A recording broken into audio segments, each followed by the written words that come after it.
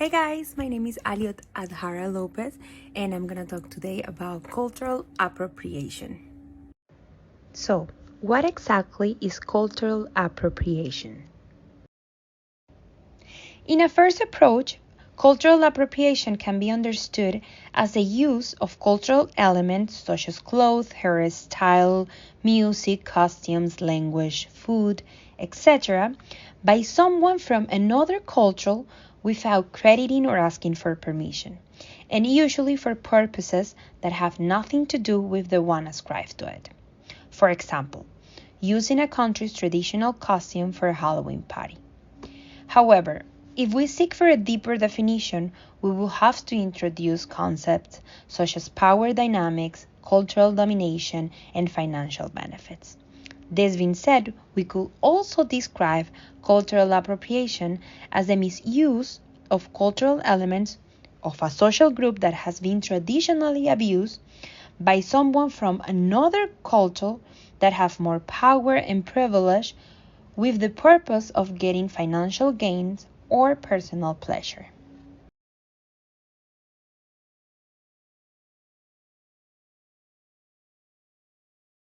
As a Latin American woman, when I think about a cultural element that I believe has been appropriated by another culture, it comes to my mind the indigenous people from all Latin America, but especially from Mexico.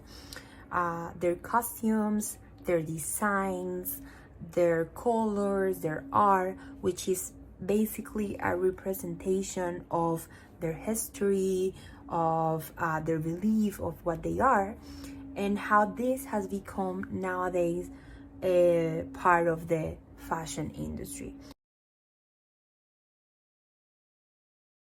Companies like Nike, Zara, Louis Vuitton, Carolina Herrera, Mango, Anthropologie, and Rhapsody are just some of the brands that have been denounced by the government of Mexico for using indigenous designs in their products. One example of this is the Resort 2020 collection by Carolina Herrera, which has evening dress with pre-Hispanic animals from Tenango de Doria. As well, they have designs that use the multicultural horizontal pattern of the Saltillo Zarape, which usually indigenous people have in their ponchos and blankets.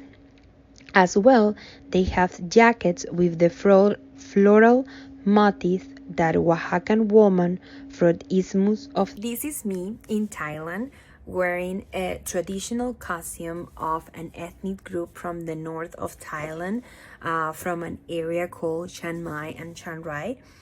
And I think this is a good example of a cultural appreciation, and this is how I would like people to wear and to use the costume from the indigenous people from Latin America.